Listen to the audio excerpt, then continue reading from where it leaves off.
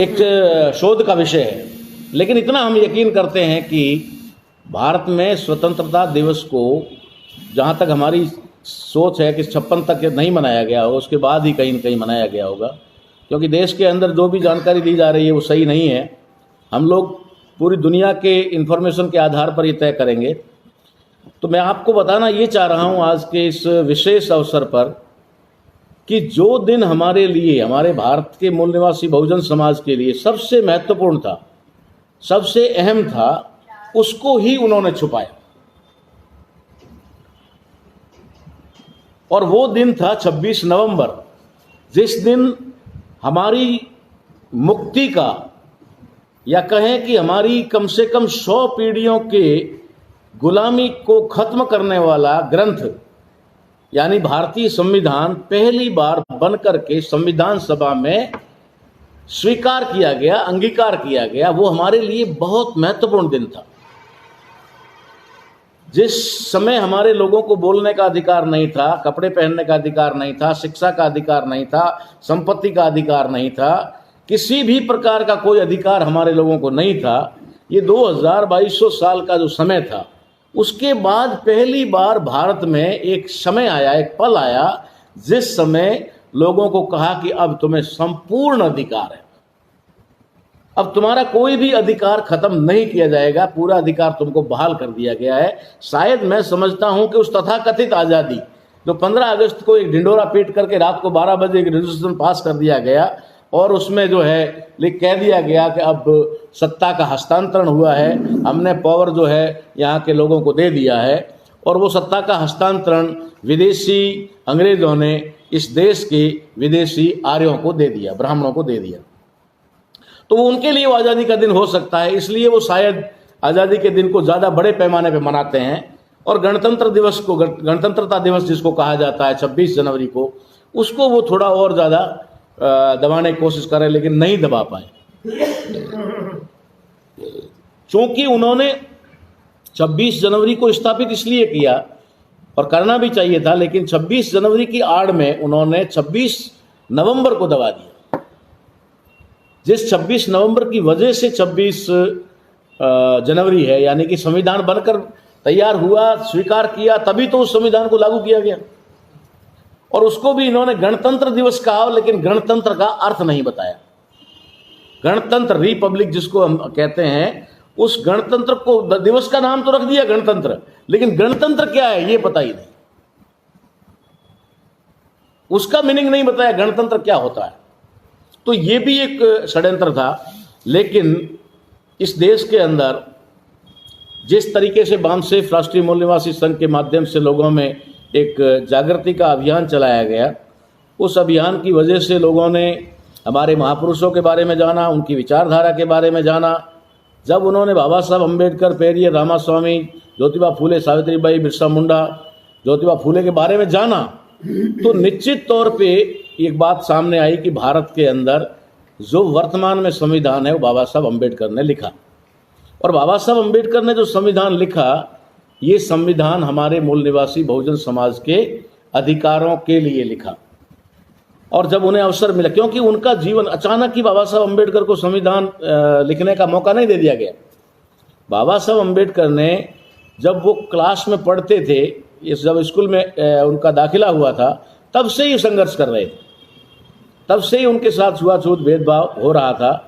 तो ये बात हम समझ सकते हैं कि बाबा साहब अम्बेडकर के संपूर्ण जीवन का निचोड़ और निष्कर्ष ही भारतीय संविधान।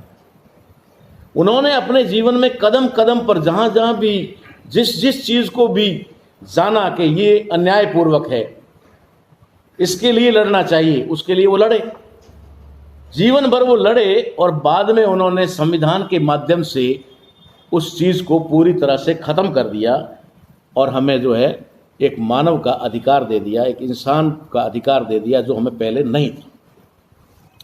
तो साथियों, हम लोग इस दिवस की अहमियत जान चुके थे, इसलिए हम लोगों ने 2010 से एक कार्यक्रम बनाया, और उस कार्यक्रम के मुताबिक, चूँकि भारत का संविधान जो एक संपूर्ण बदली हुई व्यवस्था है, जो 2000 वर्षों से घिसी पिटी सड़ी गुली व्यवस्था आ रही थी, उस व्यवस्था को बाबा साहब अम्बेडकर ने बदल करके एक नई व्यवस्था को भारत को दी। तो ये नई व्यवस्था थी और इस नई व्यवस्था को देश में कायम करना था, लागू करना था, जिससे हमें मानवीय अधिकार मिलते। जैसा कि हमने अभी अभी ज्ञापन देने से पहले जो है उसका प्रीएम्बल को पढ़ा। मैं थोड़ा सा आपको प्रीएम्बल के बारे में बता दूं ताकि आप लोगों को आसानी से ये समझने में ठीक रहेगा कि हम लोगों ने भारत के संविधान को शुरू में कि भारत का जो संविधान है इसके अंदर लिखा हम भारत के लोग, हम भारत के लोग, यानी कि भारत के रहने वाले जो लोग हैं, ये संविधान उन लोगों के लिए लिखा गया। यहाँ बहुत सारी बहस भी हुई, बहुत सारी चर्चा भी हुई। किसी ने कहा भगवान के नाम से करो, किसी ने कहा अल्लाह के नाम से करो, लेकिन बाबा साहब अम्बेडकर ने आखिर में तर्क और उसके आधार पर उनको समझाया कि भाई ये संविधान आखिर लिखा किसके लिए जा रहा है। अगर ये संविधान लिखा भारत के लोगों के लिए जा रहा है तो इसकी शुरुआत ही भारत के लोगों से होनी चाहिए। इसकी ओम से, कृष्ण से वगैरह से कोई मतलब ही नहीं है। तो इस संविधान के अंदर लिखा गया, प्रीएम्बल में लिखा गया कि हम भारत के लोग, हम भारत के लोग। अब जिम्मेदारी किसकी है? हमारी। हम भारत के लोग भारत को संपूर्ण प्रभुत्व संपन्न और राष्ट्रवादी, धर्मनिरपेक्ष और लोकतंत्रात्मक गणराज्य बनाने के लिए, इस चीज को समझना है हमको कि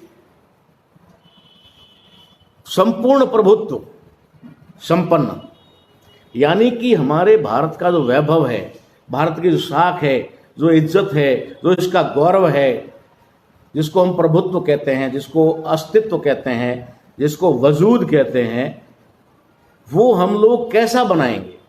इसका वजूद कैसा होगा? संपन्न समाजवादी, यानी हम समाजवादी लोग होंगे।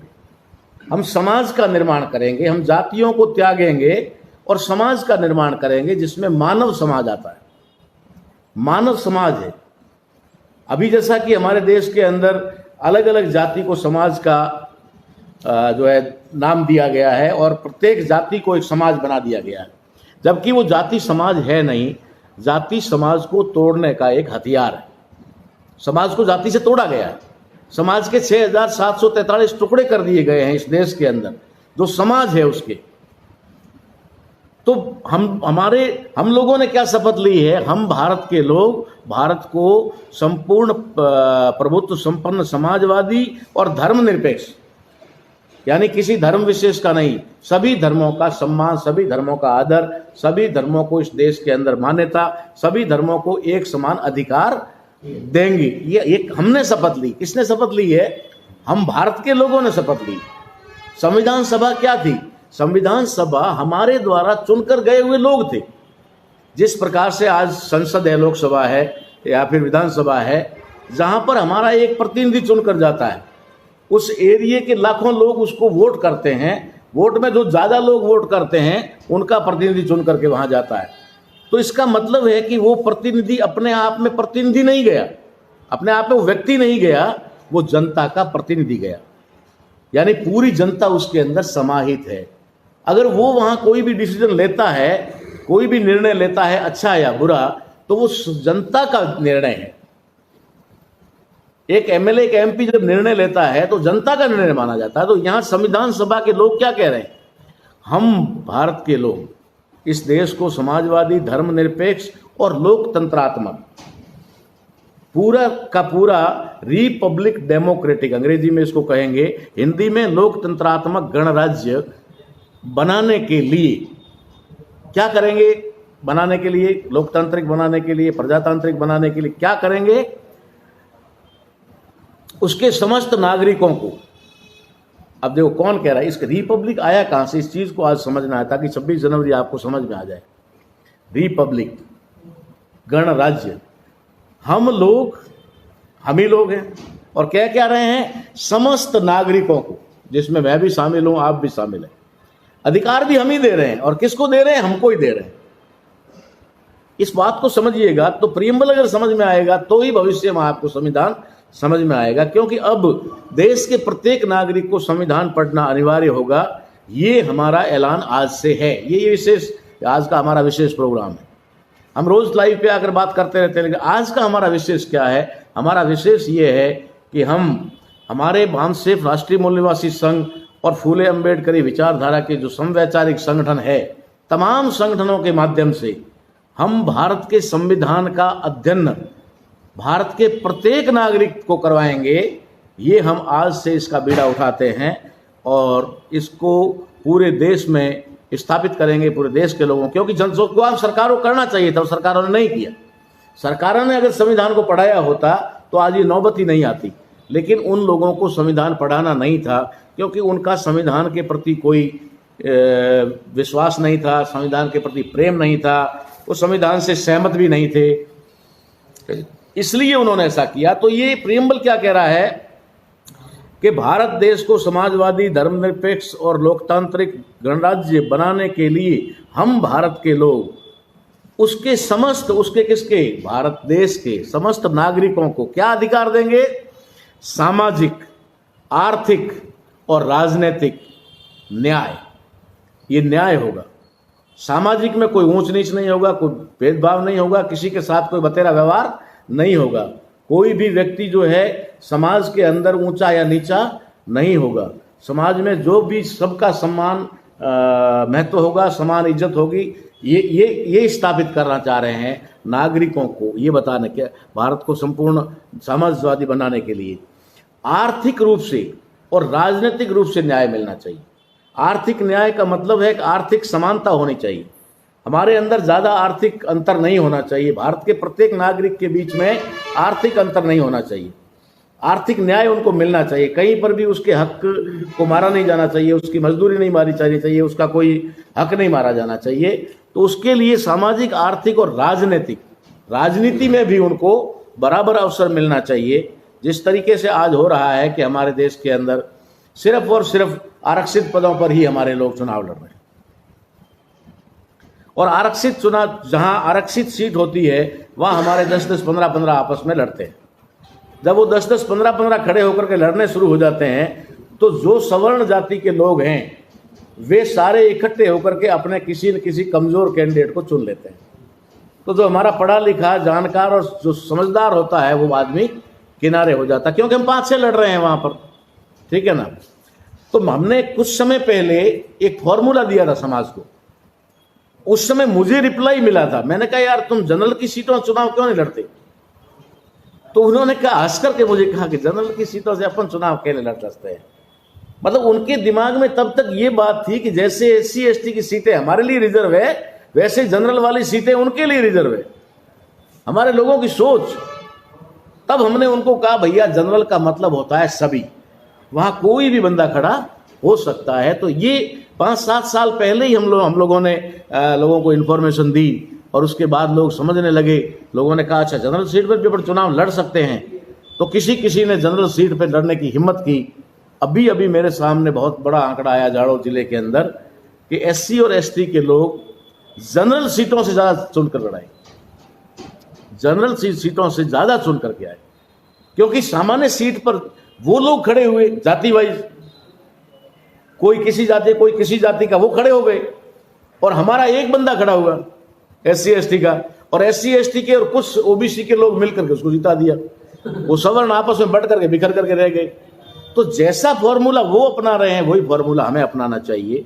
तो राजनीति में भी ये संविधान कहता है कि राजनीति में भी हमें न्याय मिलना चाहिए, समानता मिलनी चाहिए, जो नहीं मिली। जब नहीं मिली तो हमें ये बात हमारे लोगों को समझानी पड़ी कि भैया आप लोग ऐसा कर सकते हो। तो भारत का संविधान भारत के समस्त नागरिकों को ये अधिकार देता है सामाजिक, आर्थिक और राजनीतिक न्याय, विचार, अभिव्यक्ति, विश्वास, धर्म और उपासना की स्वतंत्रता। कितनी चीजें? विचार, आप अपने विचार कहीं भी रख सकते हो, बिना आप शब्द इस्तेमाल किए, बिना गाली गलौज किए, बिना किसी को तू तड़ाक किए आप अपने विचार रख सकते हैं। आपको कहीं पर भी अपने विचार रखने का अधिकार है, यह आपका भारत का संविधान दे रहा है। अभिव्यक्ति यानी कि विचार और अभिव्यक्ति, अपने विचार और अपने अंदर की जो भावना, उनको रखने का अधिकार। विचार और अभिव्यक्ति, विश्वास और धर्म। आपका विश्वास किसी में भी हो सकता है, ठीक है ना, इसके लिए कोई आप बाध्य नहीं है। और इसी का फायदा हमारे देश के अंदर सबसे ज्यादा तथाकथित एक धर्म ने लिया, जो भी धर्म नहीं है, दूसरा धर्म है लेकिन नाम बदल करके उन्होंने लिया, और उसके आधार पर उन्होंने विश्वास और धर्म कि भाई स्वतंत्रता है इसको, इसलिए उन्होंने पत्थरों को पुजवा लिया, कुछ भी कर दिया, इधर से उधर करके उन लोगों को गुमराह किया। लेकिन हमारा संविधान कहता है कि किसी को भी किसी में विश्वास करने का और किसी भी धर्म को मानने का अधिकार है। आप किसी को बाध्य नहीं कर सकते कि आपको ये धर्म छोड़ना होगा या इस धर्म में आना होगा। सभी को बराबर समानता है और उसकी स्वतंत्रता है कि आप किसी भी धर्म की उपासना कर सकते हैं, किसी भी इष्ट को मान सकते हैं, किसी भी भगवान को, देवी देवता को मान सकते हैं, अल्लाह को, ईश्वर को, वाहेगुरु को, ईसा मसीह को मान सकते हैं। उसके लिए आप बाध्य नहीं हैं, ये स्वतंत्रता दी गई। और इसी तरीके से प्रतिष्ठा और अवसर की समानता, आपको अपनी प्रतिष्ठा स्थापित करने का अवसर, आपको पढ़ने लिखने का, आईएएस बनने का, डॉक्टर, इंजीनियर, वकील बनने का, नेता बनने का, राजनेता बनने का आपको पूरा अवसर है।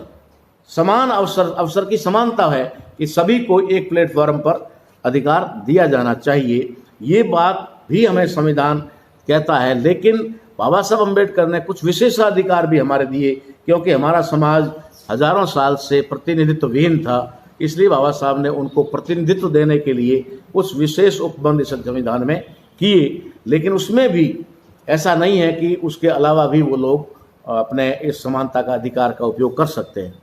तो ये जो प्रियम्बल है, जो आज हमने शपथ ली है, उसमें प्राप्त करने के लिए तथा सब में व्यक्ति की गरिमा और राष्ट्र की एकता और अखंडता सुनिश्चित करने वाली बंधुत्वता भाईचारा हमारा कैसा होना चाहिए, उस भाईचारे के अंदर देश की अखंडता, कहीं पर भी देश हमारा टूटना नहीं चाहिए। आज हमारा देश टूटने की कगार पर आ गया, आज हमारा देश विखंडित होने की कगार पर आ गया। धर्म के नाम पर, हिंदू मुस्लिम के नाम पर इस प्रकार से पूरे देश को जो बना दिया गया है, वो ये संविधान का उल्लंघन है। आज जो हमने ज्ञापन दिया है वो एक चेतावनी पत्र, ज्ञापन नहीं है, हमने उनको चेतावनी पत्र दिया है कि इस तरीके के हालात देश में हो रहे हैं, संविधान के विरुद्ध काम हो रहा है, कि राष्ट्र की एकता और अखंडता को खत्म किया जा रहा है, खतरे में डाला जा रहा है। व्यक्ति की गरिमा, अगर अचानक ही एक आदमी के 100 आदमी के बीच में एक आदमी हो और अगर उसे धर्म का पूछ लिया तो एकदम से वो डिमोरलाइज हो जाएगा, या अगर उसने कह दिया कि मैं मुस्लिम हूं तो सारे लोग उसको ऐसे देखने लग जाएंगे। इसी तरीके से अगर हमारा आदमी SC ST का कोई आदमी है और वो अगर बस में बैठा है, कहीं बैठा है, उसको जाति पूछ ली तो वो एकदम से नीचे देख करके उसमें उसका भाव बदल जाएगा। यानी उसमें कॉन्फिडेंस नहीं रहता है समानता के अवसर का, कि भाई मुझे मेरी जो है गरिमा, व्यक्ति की गरिमा नहीं, व्यक्ति की गरिमा को आंका जाता है जाति और धर्म के नाम पर, जबकि व्यक्ति की गरिमा होनी चाहिए उसकी योग्यता के आधार पर, कितना पढ़ा लिखा है, क्या उसने किया है, किस पद पर है, किस ओहदे पर है। लेकिन वो नहीं होकर के यहाँ जाति और धर्म के नाम पर किया जाता है। तो ये ऐसी बंधुत्वता होनी चाहिए, उस बंधुत्वता को इन्होंने पूरी तरह से खत्म कर दिया और आपसी बैर भाव जो है पूरी तरह से फैला दिया। तो ये सारी चीज जो हो रही है, इसको ध्यान में रखते हुए हम लोगों ने आज के इस प्रोग्राम के माध्यम से ये पूरी तरह से एक कहा जाए तो प्रोग्राम तय किया है कि हम लोग पूरे देश में भारतीय संविधान का जो ओरिजिनल है, जो बदल दिया, उसकी भी जानकारी देंगे। कहाँ कहाँ बदला है, कहाँ कहाँ हमारे अधिकारों को खत्म किया है, उनकी भी जानकारी हम देंगे और आगे से निरंतर इस कार्यक्रम को हम लोग जारी रखेंगे। फिलहाल आज हम आपको ये बताना चाहते हैं आप लोगों के माध्यम से और इस प्लेटफॉर्म के माध्यम से कि आज जो स्थिति भारत में आई है, मैं इसके बारे में थोड़ा आपको अवगत जरूर कराना चाहूँगा, जबकि काफ़ी लोगों को पता है, लेकिन जो लोग नए देख रहे हैं उन लोगों को इसकी शायद जानकारी ना भी हो। ये भारतीय संविधान दिवस 26 नवंबर, जिसके बारे में खुद देश के तत्कालीन राष्ट्रपति प्रणब मुखर्जी ने कहा कि 65 सालों बाद देश में भारतीय संविधान दिवस मनाया गया। ये मैं नहीं कह रहा हूं, और वो उनका लोकसभा में अभिभाषण है, उसके अंदर की बात है, तो सारी रिकॉर्डेड बात है। और मैं जो बोल रहा हूं ये भी पूरी दुनिया सुन रही है, पूरा देश सुन रहा है, तो ये कोई बात हवाबाजी बात नहीं है। 2015 में पहली बार संसद के अंदर भारतीय संविधान दिवस मनाया गया, जो भारतीय संविधान के बनने और लागू होने के 65 साल बाद ये कब हुआ और कैसे हुआ, ये करिश्मा क्यों हुआ? या फिर कहा जाए कि अचानक ये चीज संसद में कैसे आई, या कहा जाए कि संसद में मनाने वाले जो लोग थे क्या उनको पहले इसके बारे में जानकारी नहीं थी, और अगर जानकारी नहीं थी तो ये जानकारी किसने दी? इसके बारे में हम बड़े फक्र के साथ आपको बताना चाहते हैं कि 2010 में हम लोगों ने भारतीय संविधान के ऊपर पूरी तरह से अध्ययन किया। अध्ययन करने के बाद में हमने 2010 के हमारे राष्ट्रीय अधिवेशन में एक कार्यक्रम बनाया कि अब हम लोगों को संविधान के बारे में जानकार बनाएंगे, जागरण करेंगे। क्योंकि जैसा कि अब हम 10 साल बाद में आज एक प्रोग्राम बना रहे हैं कि हम लोगों को संविधान पढ़ाना शुरू करेंगे। हम संविधान पढ़ाना शुरू करेंगे फेसबुक के माध्यम से, व्हाट्सएप के माध्यम से और लाइव के माध्यम से, अलग अलग टीवी चैनलों के, यूट्यूब के माध्यम से। तो अभी पढ़ाने की बात तो हम अब कर रहे हैं। तो 2010 में हमने क्या शुरू किया? 2010 में हमने ये शुरू किया कि भारत का संविधान भला क्या है ये लोगों को बताया जाए। तब तक लोगों को ये नहीं पता था कि भारत का संविधान है क्या। हम कार्यक्रमों में खड़े होकर के लोगों को ये पूछते थे कि आप में से कितने लोग हैं जिन्होंने भारतीय संविधान को पढ़ा, कितने लोग हैं जिन्होंने भारतीय संविधान को अपने घरों में रखा हुआ है। एक भी हाथ खड़ा नहीं होता था। हम पूछते थे कि भाई कितने लोग हैं जिन्होंने भारतीय संविधान को देखा। अगर किसी ने देख लिया हो तो वो तो बता दो, मैंने ऊपर ऊपर से तो देखा है। तब भी कोई एक आध हाथ खड़ा होता था। तो जिन लोगों ने भारत के संविधान को देखा ही नहीं था, उन लोगों को क्या पता भारत का संविधान है क्या? तो सबसे पहले तो हमें लोगों को बताना था कि भारत का संविधान है क्या। हमने 2015 तक 14 दिसंबर तक हमने लोगों को यह बताया कि भारत का संविधान है क्या। ये तुम्हारा मुक्ति का ग्रंथ है। तुमने जो रामायण, महाभारत, उपनिषद और कई प्रकार के वेद ग्रंथ घर में रखे हुए हैं, वे तमाम तुम्हारे सत्यानाश और तुम्हारी गुलामी के ग्रंथ हैं। और जो तुम्हारे गुलामी के ग्रंथ हैं वो तुम्हारे घरों में है, लेकिन जो तुम्हारी मुक्ति का ग्रंथ है उसको तुमने आज दिन तक दर्शन ही नहीं किया, देखा ही नहीं है। तो ये बात जब हम लोगों को समझाते थे, बताते थे, तो लोगों की इसके प्रति थोड़ा इंटरेस्ट, थोड़ी रुचि बढ़ने लगी। जब बढ़ने लगी तो लोगों ने सोचा संविधान है क्या। तो लोगों ने धीरे धीरे दबी आवाज में हमसे ही पूछना शुरू किया कि भाई ये भारत का संविधान मिलता कहाँ है? अगर हम लेना चाहें तो कहाँ मिलेगा? क्या आप हमें लाकर दे सकते हैं? हमने पूरे देश के अंदर हमारे जितने बुक सेलर और जितने भी प्रकाशक थे उन सब से कह दिया कि ज़्यादा से ज़्यादा भारतीय संविधान छापो और लोगों के अंदर वितरण करो, लोगों में सेल करो। तो धीरे धीरे स्थिति ये हुई कि 2015 के आते आते लोगों में डिमांड इतनी बढ़ी कि बुक स्टॉल पे जाकर के सीधा यही पूछते थे संविधान है क्या। तो ये हमने एक अभियान चलाया था कि भारत के संविधान के प्रति लोगों को जागरूक किया जाए। उसके बाद में हमने लोगों से कहा कि चलो भाई आपने संविधान देख लिया, किसी ने थोड़ा पढ़ भी लिया, किसी ने इसके बारे में जान लिया, अब आपको पता है ये संविधान देश में कितना लागू है। जिस संविधान के बारे में हमने आपको बताया वो भारत का संविधान भारत के अंदर 10% से ज्यादा लागू नहीं किया गया। 90% एज इट इज इसको छोड़ दिया गया, सिर्फ 10% ही लागू किया गया। 10% भी लागू इसलिए किया गया जिससे उनको ज्यादा फायदा हो रहा था, जैसे उनके कारखाने, उनके बिजनेस, उनका वाणिज्य, उनकी जमीन, उनके संपत्ति रखने का अधिकार।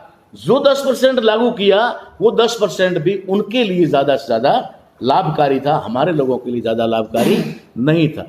हमारे लोगों को सबसे बड़ा अधिकार दिया तो सिर्फ एजुकेशन का, और वो एजुकेशन में भी पढ़ाना क्या चाहिए वो उन्होंने तय किया, सिलेबस उन्होंने बनाया। हमारे लाभ का सिलेबस नहीं था, हमारा रियल इतिहास था वो दबा दिया गया। हमारे महापुरुषों के बारे में नहीं पढ़ाया गया, उनके महापुरुषों के बारे में पढ़ाया गया। जहां तक हमने पढ़ाई की और पढ़ाया भी, 13-14 साल मैंने पढ़ाया, 13-14 साल मैंने पढ़ाई की। मैंने 28 साल के इस अध्ययन काल में मैंने बाबा साहब अम्बेडकर का कहीं पर भी किसी सिलेबस में टॉपिक नहीं पढ़ा, न पढ़ाया था, नहीं तो पढ़ाऊंगा कैसे। लेकिन गांधी जी का पहली क्लास से ही पढ़ाना शुरू हो गया। ठीक इसी तरीके से हमारे संतों के बारे में नहीं पढ़ाया गया। लेकिन हमारे संतों की वाणी को बदलकर दूसरों के नाम से पढ़ाया गया। उनके देवी देवताओं को, भगवानों को हमारे सामने प्रस्तुत किया गया, रामायण को पढ़ाया गया, महाभारत के उदाहरण दिए गए, लेकिन हमारे महापुरुषों के बारे में, ज्योतिबा फूले, सावित्रीबाई फूले के बारे में कभी नहीं पढ़ाया गया। ये जानकारी नहीं दी गई, हमसे छुपाई गई। तो 2015 में हमने एक नए अभियान की शुरुआत की थी हरियाणा के पानीपत से, जो एक ऐतिहासिक जगह है, और वहां से धीरे धीरे खोखला बना रहे थे, खत्म कर रहे थे, इसलिए इसका बचना अनिवार्य था। हमने बचाओ और लागू करो अभियान कि पूरा संविधान देश में लागू नहीं है, इसलिए आपको संविधान को लागू करना होगा। और ये हमने ऐलान करते हुए 2015 में 26 नवंबर को हरियाणा के ही कुरुक्षेत्र के अंदर संविधान दिवस मनाने का फैसला लिया कि हम लोग 26 नवंबर को पहली बार, भारतीय सरकारें, राज्य सरकारें मनाए या ना मनाए, हम मनाएंगे। जब हमने इसका ऐलान किया तो उसके तुरंत ही बाद, जनवरी 26 की बात है, और 26 के बाद तुरंत ही हमारा आज का भी प्रोग्राम लाइव होकर दुश्मन के पास जा रहा है। हमारे लोग देख रहे नहीं देख रहे नहीं पता मुझे, लेकिन हमारा दुश्मन देख रहा है ताराराम क्या बोल रहा है, और सुबह इसकी प्रतिक्रिया आएगी गारंटी के साथ। तो प्रतिक्रिया क्या आई कि हमने कहा कि 26 नवंबर हम संविधान दिवस के रूप में मनाएंगे, तो ठीक 2-4 दिन बाद में एक हरकत हुई और संविधान के बारे में थोड़ा सा सोचने लगे।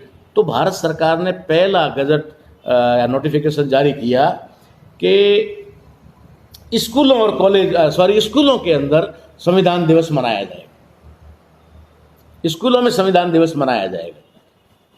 यहां से उन्होंने इस प्रकार की एक शुरुआत की हमारे प्रोग्राम को काउंटर करने के लिए, क्योंकि उनको पता है कि अगर इन्होंने कर दिया तो श्रेय इनको जाएगा और फिर बाद में हम लोग जो है मुंह दिखाने लायक नहीं रहेंगे।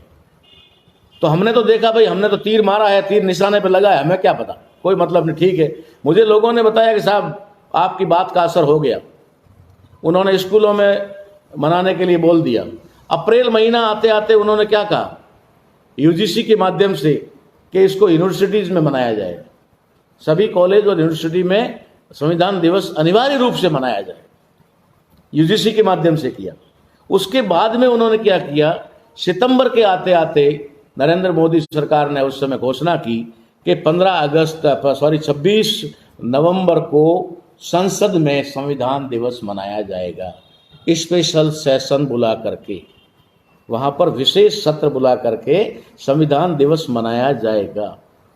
जैसे ही ये खबर मेरे पास में आई तो मेरे देश भर के कार्यकर्ताओं ने मुझे फोन किया और कहा कि साहब आप कुरुक्षेत्र में कार्यक्रम के बारे में बोल रहे थे, अपने कार्यक्रम की कोई तैयारी क्या हो रहा है, मतलब आप कुरुक्षेत्र में संविधान दिवस के कार्यक्रम को आयोजित कर रहे हैं, ऐसा हमारे कार्यकर्ताओं ने पूछा। तो मैंने उनको जवाब दिया, मैंने कहा हमारे संगठन के पास में तो इतना बजट ही नहीं है, इतना पैसा ही नहीं है, और जब भारत सरकार मना रही है तो हमें मनाने की कहाँ आवश्यकता है। हम तो मना ही इसलिए रहे थे कि मनाया नहीं गया, 65 साल तक इसको देश में मनाया नहीं गया, इसीलिए तो हम मना रहे थे। अगर हमारा काम हो गया, संसार सरकार मनाने लग गई, तो हमें क्या, हम तो मनाते रहेंगे, कोई फर्क नहीं पड़ता, अगले साल मना लेंगे। लेकिन सरकार को मनाने के लिए बाध्य तो किया, सरकार को मजबूर किया हमने, और 2015 में नरेंद्र मोदी सरकार को संसद के अंदर 26 नवंबर को संविधान दिवस मनाना पड़ा। और उसी दिन अपने अभिभाषण में भी प्रणब मुखर्जी ने उस समय कहा, राष्ट्राध्यक्ष कहो, राष्ट्रपति कहो, उसने कि भारत में 65 साल बाद में संविधान दिवस मनाया गया। उसके बाद में 2016 में हमने दिल्ली में मनाया, आप सब साथ में थे, सभी को पता भी है, सब जानकारी भी है। हम लोग स्टेप बाय स्टेप कर रहे हैं, स्टेप बाय स्टेप कर रहे हैं। दुश्मन उसे काउंटर करने का प्लान बना रहा है, प्रोग्राम बना रहा है, लेकिन वो विफल हो रहा है, वो विफल हो रहा है। हम ये बात नहीं करते, हम इतना दावा नहीं करते हैं कि हम लोग कोई सरकार से टकराने लायक हैं, लेकिन हम दावे के साथ कहते हैं हम सरकार से टकराने लायक नहीं है, लेकिन हमारे विचार सरकार को झुकाने लायक है। हमारे विचार, हमारी सोच और हमारा प्रोग्राम वो सरकार को झुकाने लायक है, और सरकार झुकती है, हमारे हर प्रोग्राम के बारे को लेकर के झुकती है।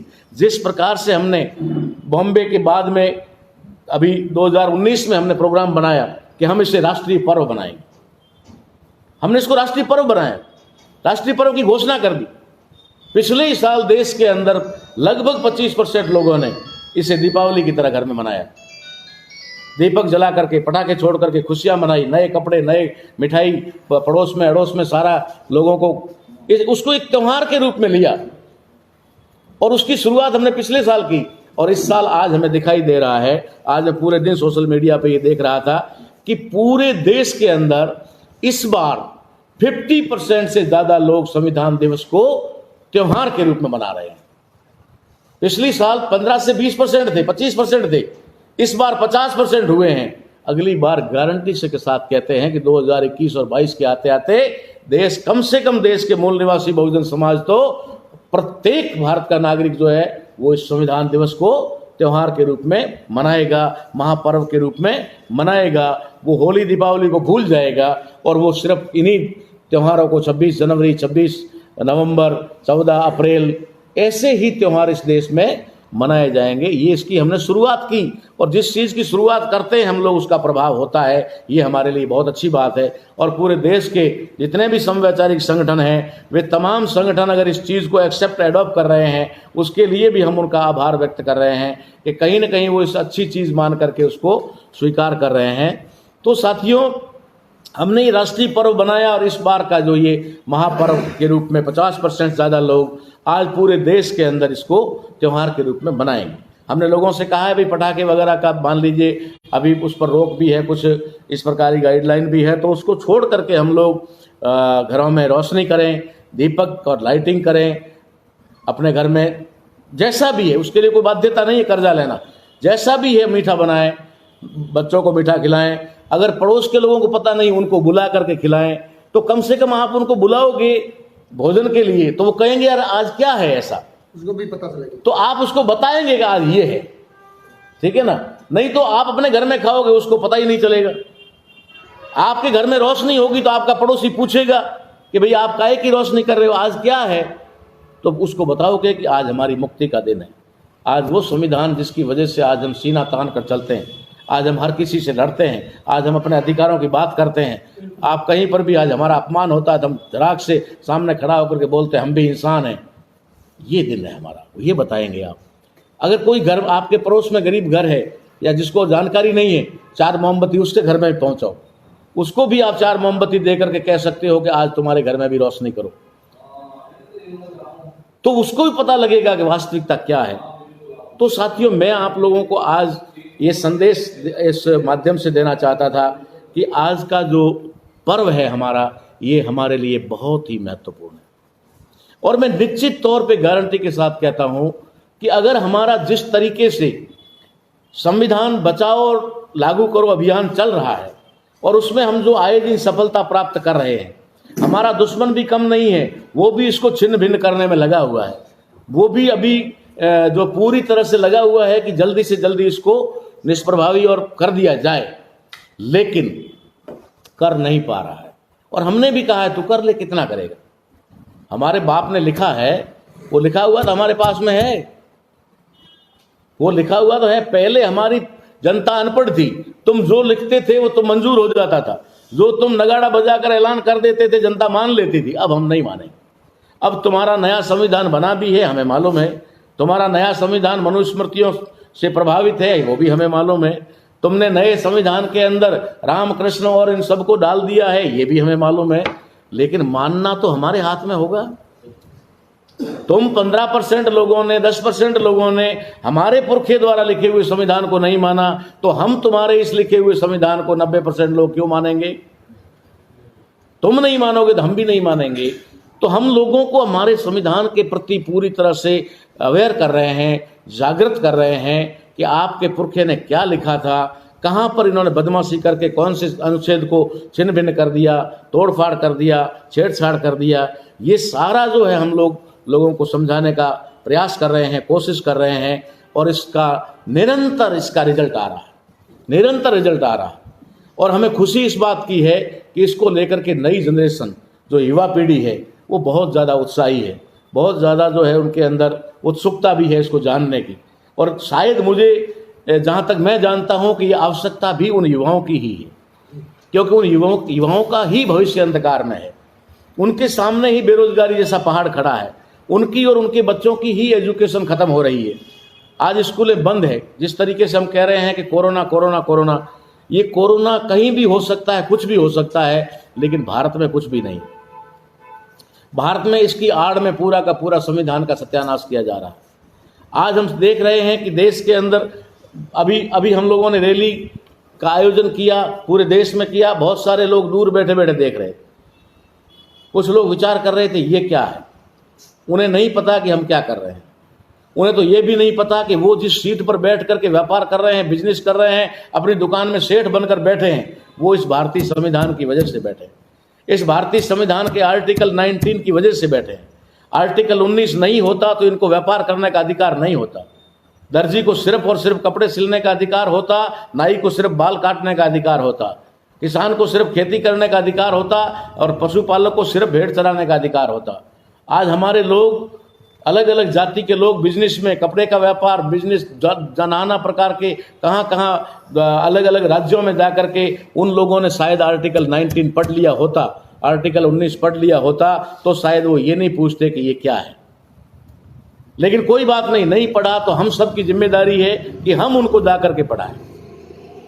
हमारे जितने ओबीसी भाई हैं जो व्यापारी लाइन में हैं, जो बिजनेस करके वो ये कह रहे हैं कि हमने तो आरक्षण का फायदा नहीं लिया, हमें संविधान ने क्या दिया, हमें बाबा साहब अम्बेडकर ने क्या दिया, हम उसके लिए क्यों करें, हमने तो हमारी मेहनत से किया, और हमें तो हमारे इष्ट ने, हमारे भगवान ने, हमारे बाबा जी ने, हमारे गुरुजी ने दिया। उन लोगों को आर्टिकल 19 की फोटोकॉपी करके, प्रतिलिपि करके, उसकी फोटोकॉपी करके उसकी दुकान पे दे जाए कि अब आप बताइए कि आपके ये आर्टिकल 19 के लिखे जाने के बाद में आपके गुरुजी, आपके देवता, आपके भगवान आए हैं, या इससे पहले भी थे? और पहले थे तो ये व्यापार करने का अधिकार आपके बाप दादाओं को क्यों नहीं था? आपके बाप दादाओं को तो दूर खड़े करके बनिया पैकेट बना करके फेंकता था, तो मैं हाथ में भी नहीं देता था। ये ओबीसी के लोगों की बात कर रहा हूं, मैं कोई SC ST की बात नहीं कर रहा हूं। उन लोगों के साथ ऐसा होता था।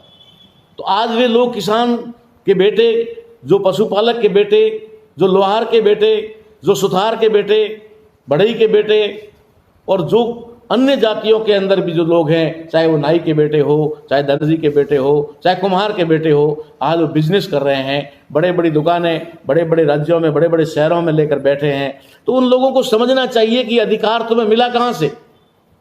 आर्टिकल 19 पढ़ लो, आर्टिकल 19 पढ़ोगे तुम्हें पता लगेगा कि दूसरे राज्य में जाकर के पढ़ने का अधिकार, जो है व्यापार करने का अधिकार तुम्हें भारत के संविधान ने दिया है। लेकिन तुम्हें भारत के संविधान के बारे में जानकारी न होने की वजह से तुम्हारा दुश्मन जो है भ्रमित करता है और कहता है कि तुम तो जो कुछ भी हो वो तुम्हारे भगवानों की वजह से हो, या फिर हमारे दिए हुए मुहूर्त की वजह से हो। हमने तुम्हारी मुहूर्त, दुकान का शुभ मुहूर्त दिया था, इसलिए दुकान चल पड़ी। तो क्या किसी की दुकान नहीं चलती तो वो अशुभ मुहूर्त था? लेकिन हमारे लोग भोले भाले नहीं जानते हैं, उनको संविधान की जानकारी नहीं है। उनको संविधान की जानकारी करवाना ये हमारे लिए बहुत महत्वपूर्ण है। हम आप लोगों को आज यहाँ ये संदेश दे करके कि जो लोग भी संविधान के बारे में जानते हैं वो कुछ भी करें, अपने घर का सारा काम करें, अपनी आवश्यकता की सारी चीज करें, उसके साथ साथ सिर्फ 1 घंटे का समय निकालें। 1 घंटे का समय निकालें। और जिस तरीके से हमारे बहुत सारे लोग जो भक्त हैं, अंधभक्त हैं या फिर अंधविश्वासी हैं, वे सुबह उठ करके गीता का पाठ करते हैं, ठीक है, कोई रामायण पढ़ते हैं, कोई रामायण देखते हैं टीवी पर, कहीं न कहीं तो कुछ ना कुछ करते हैं ना। हम लोग क्या करें? हम लोग सुबह उठ करके जल्दी, जिस समय भी हमें समय मिले, चाहे रात को मिले, दोपहर में मिले, हम कम से कम 1 आर्टिकल का अध्ययन कर लें। 1 आर्टिकल को हम लोग पढ़ लें। अगर कोई बड़ा आर्टिकल है जिसमें कुछ ज़्यादा चीज़ें हैं, उसको आप 2 दिन में पढ़ लें, तो 395 का मतलब हुआ कि आपका 400 दिन में आपके 25-50 दिन मिस भी हो जाएंगे, तब भी आप इसको 6 महीने में पूरा पढ़ लोगे। 6 महीने में इसको पूरा पढ़ा जा सकता है। तो 6 महीने में आप पढ़ सकते हैं, या आप 1 साल में इसको पढ़ सकते हैं। तो आप इसको 1 साल में भी पढ़ लेंगे तो भी कोई दिक्कत नहीं है, क्योंकि बहुत सारे आर्टिकल तो बहुत छोटे छोटे हैं, 1 दिन में 2 को 3 को पढ़ सकते हैं। जो भी पढ़ा लिखा व्यक्ति है, थोड़ा बहुत ही पढ़ा लिखा है, वो जब पढ़ेगा तो पढ़ते समय उसको समझ में नहीं आएगा। नहीं समझ में आएगा तो वो नोट करेगा और हमसे पूछेगा या और किसी संविधान के जानकार से पूछेगा कि मैंने ये आर्टिकल आज यहां से यहां तक पढ़ा, इसमें कुछ शब्द मेरे समझ में नहीं आए, कुछ मीनिंग मेरे समझ नहीं आया, तो वो आपको समझाया जाएगा। वो अगर आपके समझ में आएगा तो फिर आप समाज में जहां भी 50-100 लोग किसी भी उत्सव फंक्शन पे कहीं पर भी सभा में बैठे हुए हैं, वहां आप 10-15 मिनट आधा घंटा उनको लेक्चर दे सकते हैं कि भैया देखो आज हम बैठे हैं जिस जाजम पे, ये अधिकार हमें किसी ने और नहीं, बाबा साहब अम्बेडकर के संविधान ने दिया। आज बहुत सारे लोग कहते हैं ना कांग्रेस ने हमें दिया, कांग्रेस ने दिया। मैं आपको आज के इस अवसर पर बता देना चाहता हूं कि कांग्रेस ने दिया, इसके लिए मैं आपको मना नहीं करता कि कांग्रेस ने नहीं दिया, लेकिन कांग्रेस ने क्या दिया और क्या नहीं दिया यह भी आपको जानना जरूरी है। जो कांग्रेस ने आपको दिया वो देना कांग्रेस की मजबूरी थी, क्योंकि देश में कॉन्स्टिट्यूशन लागू हो गया था। कॉन्स्टिट्यूशन लागू होने के साथ साथ ही कांग्रेस की सरकार बनी थी, तो कांग्रेस को इसको देना अनिवार्य हो गया था, इसलिए कांग्रेस ने दिया, मैं मानता हूं। लेकिन क्या दिया? अगर मान लीजिए कहीं पर शादी है, कोई प्रोग्राम है, कोई फंक्शन है, वहां पर जो है जैसे 56 भोग बोलते हैं ना, वो 56 भोग बने हुए हैं, वहां बहुत सारे एक से एक मिठाई बनी हुई है, वहां एक से एक मतलब वहां पर व्यंजन बने हुए हैं, और लोग बाहर भूख से तरस रहे हैं, इंतजार कर रहे हैं, कई दिनों से खाया नहीं है। बनाने वाले ने आपके लिए सब कुछ बना के रखा हुआ है, बनाने वाले की ड्यूटी थी, बना करके वो चला गया। अब बारी आई परोसने वाले। परोसने वाले ने क्या कहा? आप लोग बहुत भूखे हो, बहुत भूख लग रही है। बोला मर रहे हैं, अब तो प्राण जा रहे हैं, आ जाओ आ जाओ, फटाफट आ जाओ। और उसने आपको दाल और चावल डाल दिया, आपको दाल चावल डाल दिया, और आप खा करके बड़ा खुश हो गए, है ना, कि भाई परोसने वाले की बड़ी मेहरबानी कि इसने तो हमारा पेट भर दिया, हम भूखे थे। खाने वाले को यह नहीं पता है कि और भी कुछ था जो छुपा दिया गया, तुझे नहीं मिला, और देने वाले की नीयत में नहीं था कि इनको दिया जाए, इसलिए उसने नहीं दिया। यही हमारे समाज के साथ हुआ, यही इस देश की जनता के साथ में हुआ। बाबा साहब अम्बेडकर ने हमें संविधान के अंदर अनेक अधिकार दिए, जिससे हमारा भविष्य 70 साल में तो पता नहीं ये देश कहां से कहां पहुंच गया होता, इस देश के अंदर कितना तरक्की हो गई होती, विश्व गुरु बन गया होता, दुनिया मोहताज होती। आज हमारे 15 साल के या 20 साल के समय में चाइना पूरी दुनिया को विवश और मजबूर कर सकता है हर चीज के लिए। चाइना ज्यादा समय नहीं हुआ, 20 साल पहले चाइना भूखमरी कगार पर था, भूख से मर रहा था, वहां पर लोगों की हत्याएं करना मजबूरी हो गई थी, लोगों को मारना मजबूरी हो गई थी। लेकिन अचानक वहां एक परिवर्तन आया, युवाओं में एक जोश आया, और उन्होंने कहा कि हम लोग हमारे देश को समृद्ध बना के रहेंगे, और ऐसा समृद्ध बनाया कि आज विश्व शक्ति अमेरिका जैसा देश भी उस पर मोहताज है, उसका मोहताज है कि चाइना नहीं होगा तो उसका काम नहीं चलेगा। दुनिया में कोई ऐसा व्यक्ति नहीं है जिसके पास चाइना का कोई आइटम ना हो, कोई ना कोई चीज तो चाइना की उसके पास होगी ही होगी। तो चाइना जो खत्म हो चुका था पूरी तरह से, पूरी दुनिया में सबसे पिछड़ गया था, वो आगे बढ़ सकता है। तो भारत तो संपन्न देश है, भारत दुनिया में जहां पर खनिज नहीं है, वे सारे तमाम खनिज यहाँ हैं। यहाँ के खनिज दुनिया में जाकर के चीजें बनती है, यहाँ का लोहा बाहर जाता है, यहाँ का सोना बाहर जाता है, यहाँ की चांदी अबरक बाहर जाती है, यहाँ का पत्थर तक बाहर जाता है। आप मानो, अंदाजा लगाओ, यहाँ का तेल भी अब तो दोहन होकर बाहर जाने लग गया। तो ये सारी चीज भारत में है, लेकिन यहाँ नीयत नहीं थी देने वालों की, नीयत की वजह से ऐसा हुआ। तो हमारा देश भी संपन्न हो गया होता, ये देश का संविधान पूरी तरह से इस देश में लागू कर दिया गया होता। पूरी तरह से इस देश में संविधान को लागू नहीं किया गया, इसी वजह से आज देश हर चीज के लिए मोहताज है। कोई भी चीज देश के अंदर देश की अपनी नहीं है, चाहे सुरक्षा के मामले में देख लो, हथियारों के मामले में देख लो, चाहे टेक्नोलॉजी के मामले में देख लो, चाहे मशीनों के मामले में देख लो, किसी भी चीज में भारत आत्मनिर्भर नहीं है। हमारे प्रधानमंत्री जी कह रहे हैं कि हमें आत्मनिर्भर बनना है। किसमें बनना है? मिट्टी के बर्तन बनाने में आत्मनिर्भर बनना है। मिट्टी के बर्तन बनाने में आत्मनिर्भर बनना है, पकोड़े बनाने में आत्मनिर्भर बनना है, हमें कपड़े बुनने में आत्मनिर्भर बनना है, हमें वापस 2000 वर्ष पहले वाला भारत बनाना है। ये तमाम चीज़ें हम लोगों को समझनी पड़ेगी। अगर ऐसा नहीं हुआ तो हमारा देश बर्बादी की तरफ चला जाएगा। इसलिए हमने निरंतर ये कार्य करने का फैसला किया है। मरना प्रत्येक व्यक्ति को है, हम भी मर जाएंगे, अमर कोई नहीं आया है, आप भी अमर नहीं आए, हम भी अमर नहीं आए हैं। मरना सबको है, लेकिन कब मरना है और कहाँ और कैसे मरना ये किसी को भी पता नहीं है। तो हम ये शपथ लेते हैं कि हम लोग जब तक जिंदा हैं, जब तक प्राण हैं, हम इस संविधान के बारे में लोगों को पढ़ाते रहेंगे, समझाते रहेंगे, जागृत करते रहेंगे और दुश्मन के दांत खट्टे करते रहेंगे। दुश्मन को समय समय पर झटके देते रहेंगे, चाहे वो कुछ भी कर ले। अभी अभी आपको देखा होगा आपने कि पूरी तरह से कोरोना को वापस जीवित किया गया। कोरोना को पूरी तरह से जीवित कर दिया गया। क्यों जीवित किया गया और क्यों पहले लाया था? क्योंकि अप्रैल और मई में बहुत बड़े आंदोलन इस देश में होने वाले थे। शाहीन बाग एक विकराल रूप धारण कर चुका था। इसके साथ साथ में ईवीएम के विरुद्ध में बेरोजगारी के और किसानों का आंदोलन खड़ा होने वाला था, स्टूडेंट्स का आंदोलन खड़ा होने वाला था। उन आंदोलनों को दबाने के लिए उन्होंने लॉकडाउन किया कोरोना के माध्यम से, कोरोना की आड़ में। और अभी उनको पता कि हमारा जैसे ही मैसेज गया, आज हमने लोगों से अपील की थी कि 26 नवंबर को पूरे देश में तकरीबन 6 लाख गाँवों में और 7,000 से ज़्यादा तहसीलों में ज्ञापन दिया जाएगा। ऐसे घबरा करके उन्होंने फिर से कोरोना को जीवित किया और फिर 144 धारा लगा दी, फिर इस तरीके से किया ताकि ये लोग ना कर सके, वरना आज यहाँ पर भी हज़ारों की संख्या में लोग होते। लेकिन उन्होंने पूरा का पूरा फिर से इसको किया। ठीक है, उनके पास पावर है, वो कर सकते हैं, लेकिन हम भी देखना चाहते हैं कि वो अपने पावर का मिसयूज करके, दुरुपयोग करके वो कब तक ऐसा करते हैं। हम भी देखते हैं, हम भी रुकने वाले नहीं हैं, हम भी डटे रहेंगे, हम अपने अधिकारों को लेकर के रहेंगे। हम आप जिन बच्चों को हमने जन्म दिया है या जो बच्चे हमारे अभी जन्म पैदा होने वाले हैं, उनका भविष्य हम बर्बाद होने नहीं देंगे, किसी भी हालत में बर्बाद नहीं होने देंगे।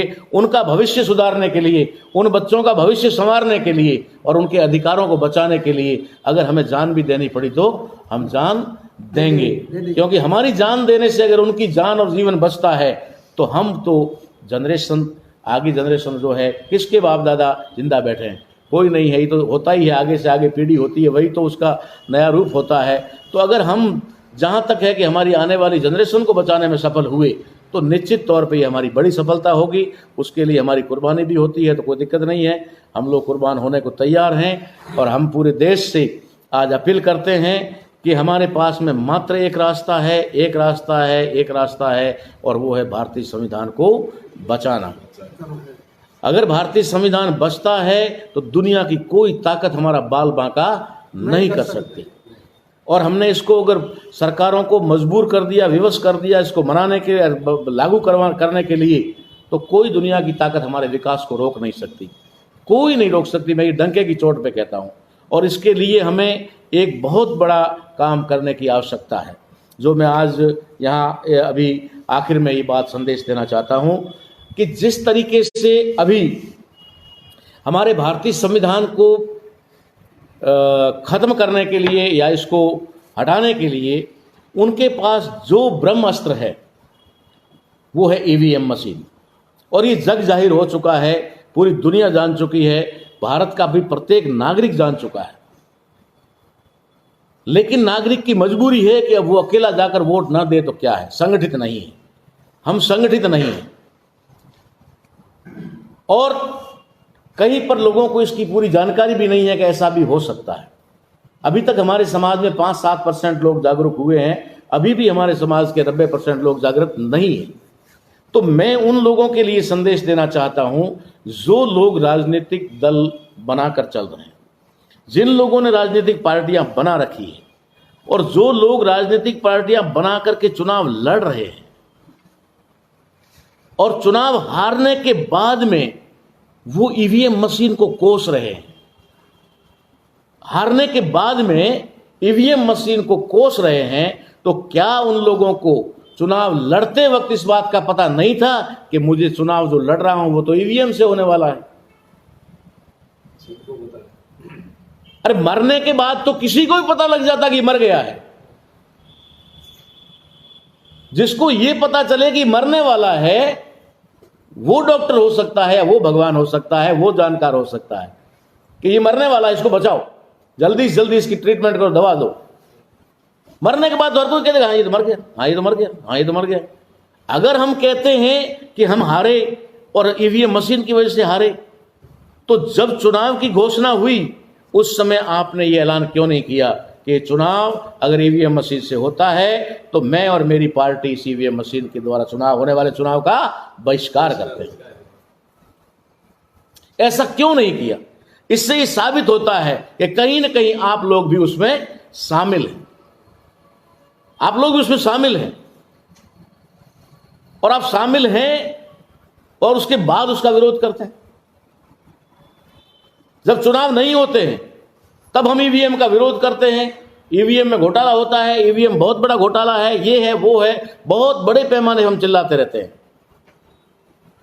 लेकिन जब चुनाव होता है तो हम अपनी सहमति दे देते हैं, हम भी चुनाव लड़ रहे हैं, ईवीएम से चुनाव करवाने को राजी है।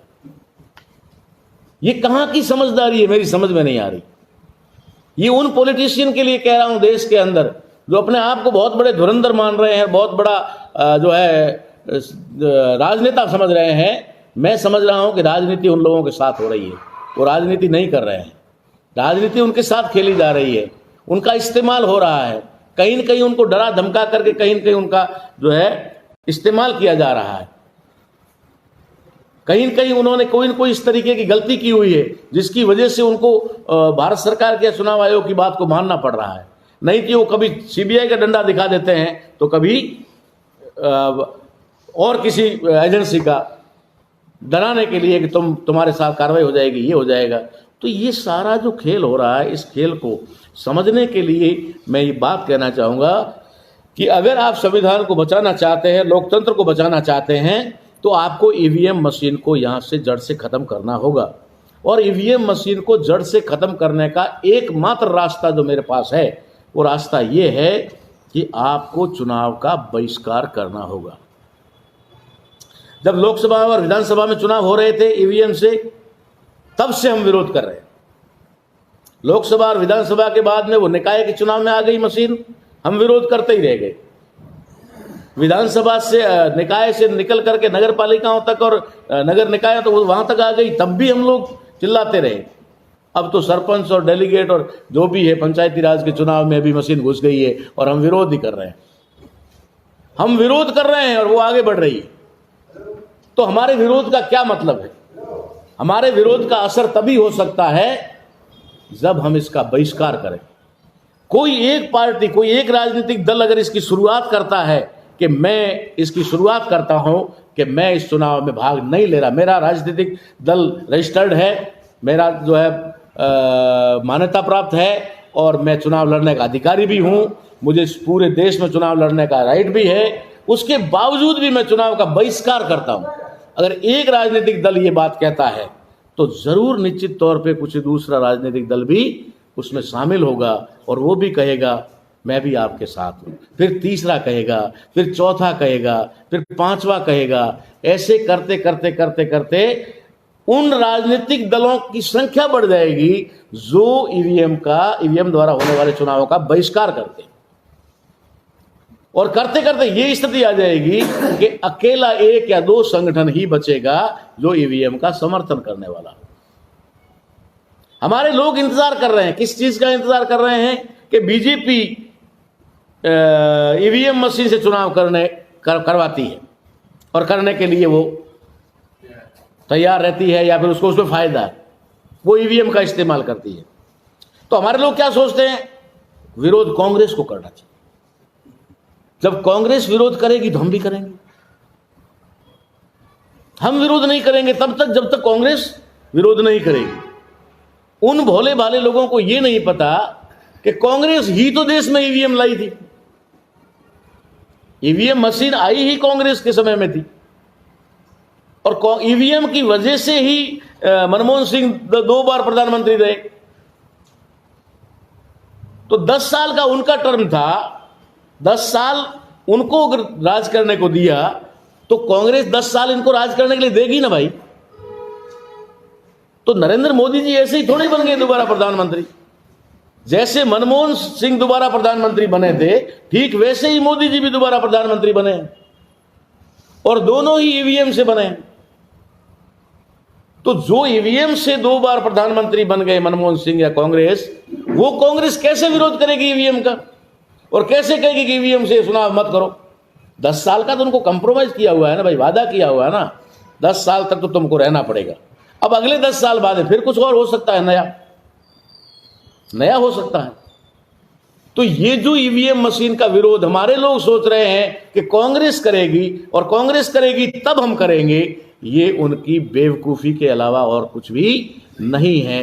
क्योंकि कांग्रेस और बीजेपी आपको दिखने में 2 है, वरना एक ही है, ये कोई अलग नहीं है। क्यों अलग नहीं है? सिंबल अलग होने से वो अलग नहीं है, राजनेता अलग होने से वो अलग नहीं है, उनके अलग अलग प्रधानमंत्री के दावेदार होने से वो अलग नहीं है। दिखाई दे सकते हैं कि वो अलग है, वो एक है। क्यों एक है?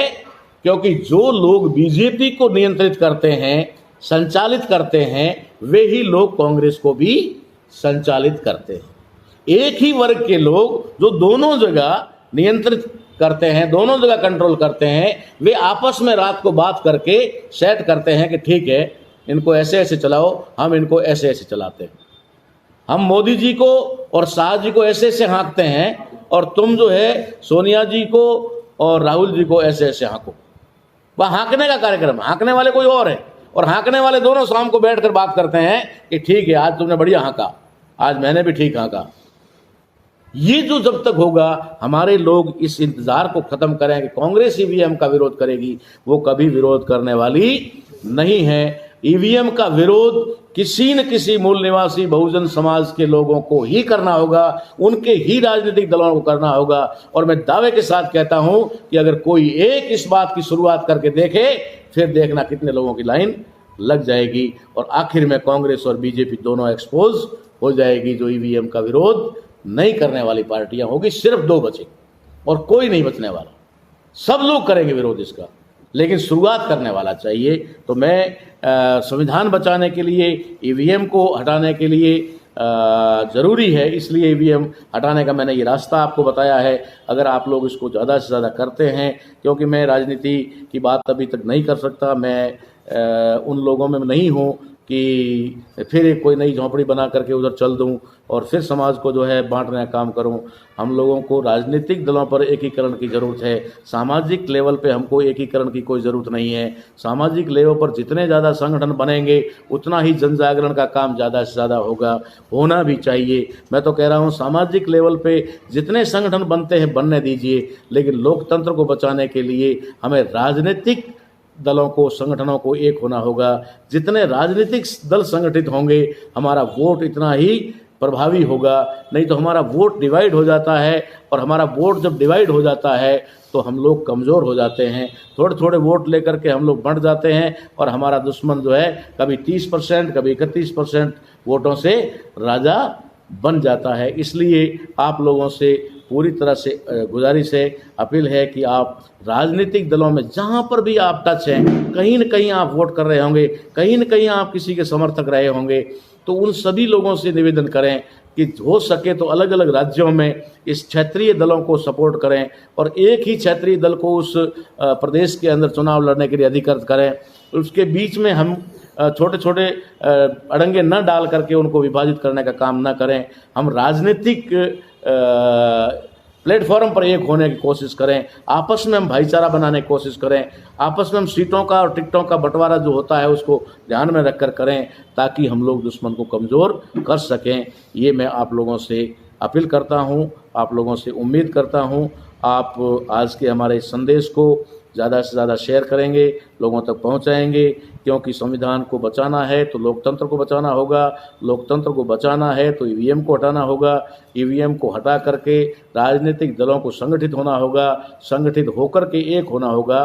तब हम लोग कभी भी अलग अलग रह करके जीत हासिल नहीं कर सकते। इसलिए आप लोगों से पुनः गुजारिश है, अपील है कि आप इस संदेश को ज़्यादा से ज़्यादा लोगों तक पहुंचाने का काम करेंगे। एक बार फिर से आपको आपके मुक्ति के दिवस, भारतीय संविधान दिवस 26 नवंबर के उपलक्ष्य में आपको हार्दिक बधाई और आपका हार्दिक आभार, अभिनंदन कि आपने समय पूर्वक अपने कार्यक्रम को संपादित किया और अब अपने अपने घरों में जाकर के आप इसे एक फेस्टिवल त्यौहार के रूप में मनाएंगे। जैसा भी आपके घर में है आपको उस हिसाब से अपने परिवार के साथ शेयर करना है, अपने पड़ोसी के साथ शेयर करना है और सब लोगों को आगाह कर देना, अवसर करना है कि भविष्य में हम लोग इसे राष्ट्रीय पर्व के रूप में मनाएंगे। इसके साथ आप सभी लोगों का आभार, धन्यवाद। जय मूल निवासी, जय संविधान, जय भारत, जय भीम।